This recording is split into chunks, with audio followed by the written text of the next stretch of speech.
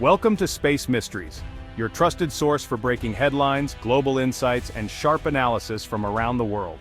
If you're new here, don't forget to hit that subscribe button and turn on notifications so you never miss an update. The air in the room was thick with panic and desperation, a suffocating tension that seemed to press in from the gilded walls themselves. Every breath felt heavy, every glance exchanged between the men at the table loaded with unspoken fears.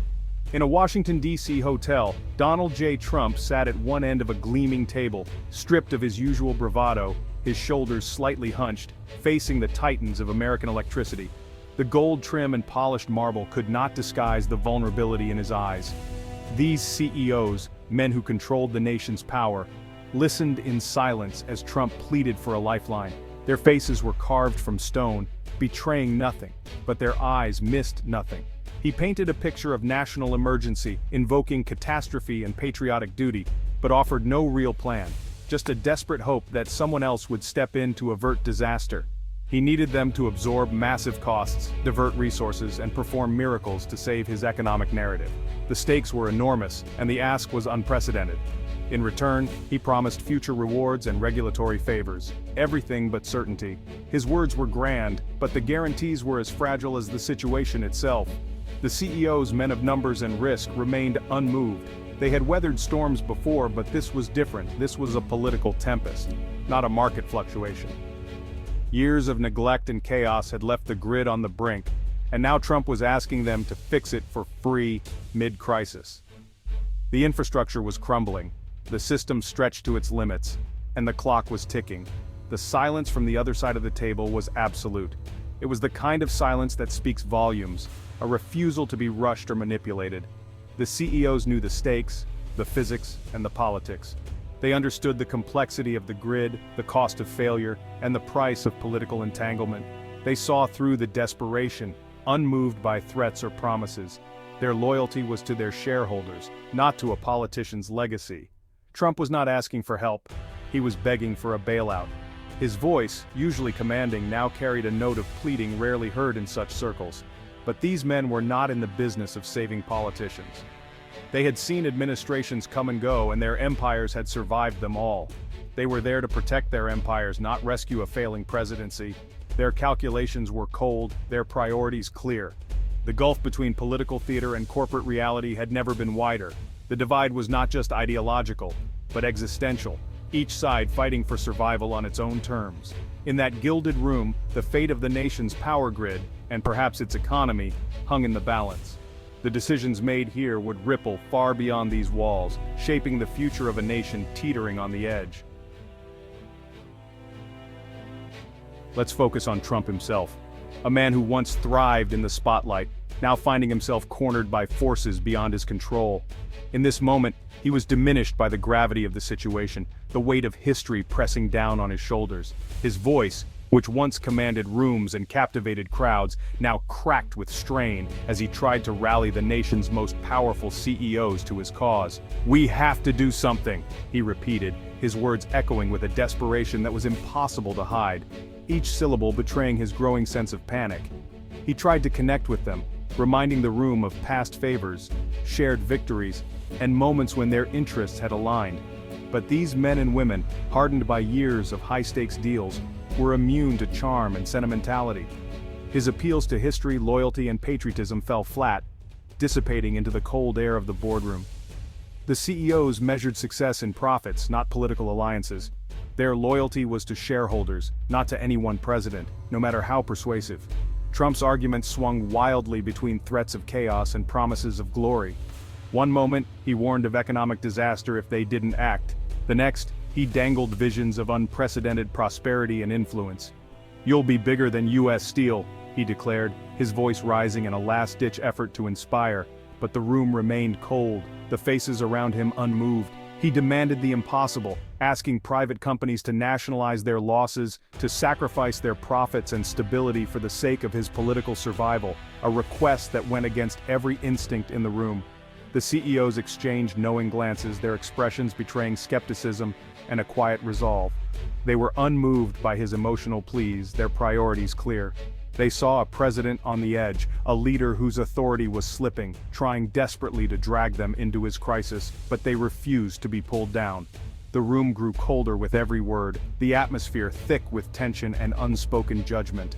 Trump's desperation was palpable, radiating from him like a warning signal, but the CEOs were there to manage risk, not to rescue a presidency teetering on the brink. The political margin call had come, and no one in that room was willing to cover the debt. The era of easy alliances was over. Trump was left isolated, his power slipping away with every unanswered plea, the silence of the boardroom echoing the end of an era. Enter Mark Carney, the Iceman. In a world where tempers flared and egos clashed, Carney's arrival was like a cold front sweeping through a storm. He wasn't the loudest or most powerful, but his calm was legendary. Even in the most turbulent moments, his presence seemed to lower the temperature in the room. Carney, head of a major energy consortium and former central banker, sat motionless as Trump pleaded, his hands folded, his gaze unwavering. He absorbed the chaos, his expression unreadable, his authority absolute. Around him, voices rose and fell, but Carney remained a pillar of composure. Carney was known for his composure, his mastery of facts, and his ruthless pragmatism. He had a reputation for making tough calls without hesitation, always guided by data and logic. While Trump flailed, Carney waited, letting the tension build. He understood the power of silence, using it as a tool to unsettle those who relied on bluster. He saw the world in systems and risks, not politics. Every decision was a calculation. Every risk weighed with clinical precision. To him, Trump's plea was a bad deal, high risk, low return. Carney had seen desperate pitches before, and he knew when to walk away. Finally, Carney leaned forward, commanding the room with a single movement. The chatter stopped instantly, all eyes turning to him. The silence was heavy, everyone waited for his verdict. It was as if the entire boardroom was holding its breath, suspended in anticipation. Carney's reputation as the Iceman was earned in crises. He never blinked. In moments of panic, he was the anchor others clung to. He was there as a fiduciary, loyal to shareholders, not politicians. His duty was clear, and he never let personal feelings cloud his judgment. The fate of the meeting, and perhaps the country, rested on his words. The stakes had never felt higher, and everyone knew it. He prepared to speak, his voice cold and measured. Every word would be chosen with care, every sentence calculated for maximum impact. He would not debate patriotism or politics. For Carney, the only thing that mattered was the bottom line and the long-term stability of the company. He would deliver the logic of the market, not the hope of a desperate president. Facts, figures, and consequences. These were his weapons. The room held its breath. Every executive, every advisor, waited for the words that could change everything. The moment of truth had arrived. All eyes were on Carney, the Iceman, as he prepared to deliver his verdict. No. Mark Carney's answer was quiet, final, and devastating. He explained calmly that what Trump asked was impossible. It's not our role to subsidize federal failures. Our duty is to our shareholders. Carney dismantled Trump's argument with facts, logistics, contracts, and the catastrophic risks. Forcing their hand would destroy investor confidence and cripple the sector. It wasn't a speech, it was a clinical rejection. Trump's hope crumpled into disbelief, then anger. Carney held up a hand, silencing any protest. To do this would undermine the free market and set a dangerous precedent. The other CEOs nodded, gathering their papers. The united front was unbreakable. Trump was left sputtering, powerless. The door to a bailout, and perhaps to America's future, had slammed shut. Why does this matter? Electricity isn't just a convenience, it's the backbone of civilization. Without it, everything stops. Phones, internet, hospitals, factories, water treatment, and more. The economy doesn't slow, it seizes up. Every industry, from tech to agriculture, depends on a stable grid. A blackout isn't just darkness, it's paralysis. Carney's refusal meant the system was on its own. No bailout, no safety net.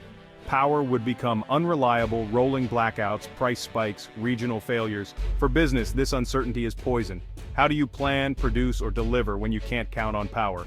The answer? You can't. The dominoes began to fall. The first was the grid, the next would be the economy. The titans had protected their companies, but left the nation exposed. The lights were about to flicker, and the consequences would be felt everywhere. The crisis was no longer abstract. It was about to become painfully real. News of the failed meeting exploded across the media. Energy talks collapse, grid stability in question. The stock market plunged, fear spreading faster than any outage. Boardrooms scrambled. What's our exposure? What's our backup plan? Most had no answer for a nationwide grid failure. The supply chain began to unravel. Factories slowed, orders canceled, layoffs announced. The crisis spread like a virus, infecting every sector. For small businesses, the threat was immediate. Would the freezer run? Would the clouds stay online? Farmers worried about crops and livestock. The abstract crisis in a hotel room became a real threat to Main Street. The nation began to unplug, not by choice, but out of fear. The darkness was no longer theoretical, it was coming for everyone. America braced for impact. The fallout hit every region differently. In Silicon Valley, data centers scrambled for backup power, hoarding diesel as prices soared. In the Rust Belt, factories fell silent. No generator could power a steel mill. Production lines stopped, jobs vanished, communities faced ruin. Farms lost crops and livestock as automated systems failed. The cold chain broke, food spoiled, shelves emptied. Even green industries suffered. EVs couldn't charge, solar and wind production stalled. The very industries meant to solve the crisis were crippled by it. From tech towers to factory towns, the engine of America seized. The crisis was everywhere, and no one was immune. The real story was written on the faces of ordinary people. Lights flickered, then failed, families huddled in the dark, routines shattered, layoffs surged, small businesses closed, communities unraveled, hospitals canceled surgeries, schools shut down, public services buckled. The digital divide became a chasm, the vulnerable were cut off. Fear spread, of the dark, of the future, of each other. Supermarket shelves emptied, trust eroded. The shockwave from that hotel room rattled every home. The cost was measured not in dollars but in lost security and hope. August 2, 2025. America stands in the twilight of a self-inflicted wound. Carney's refusal wasn't the cause, just the diagnosis. Years of neglect and greed had led here. The future could be decay, deeper crisis, mass migration, division, or the crisis could spark a national project to rebuild the grid, a new moonshot. The choice is between facing reality or clinging to delusion. The lights are out. Can America find the switch together in the dark? If not, the darkness will be long and absolute.